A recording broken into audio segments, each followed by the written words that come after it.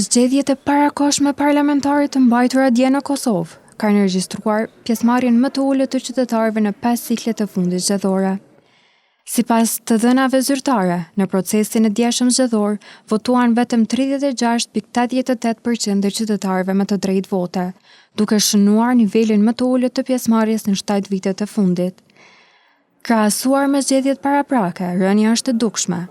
Në zgjedhjet e 28 dhjetorit 2025, pjesëmarrja ishte 45.36%, ndërsa në ato të nëntëshkurtit 2025 kishte arritur në 46.54%. Niveli më i lartë i pjesëmarrjes në vitet të fundit ishte regjistruar në zgjedhjet parlamentare të 14 shkurtit 2021, kur në votime kishin dalë 48.78% e qytetarëve.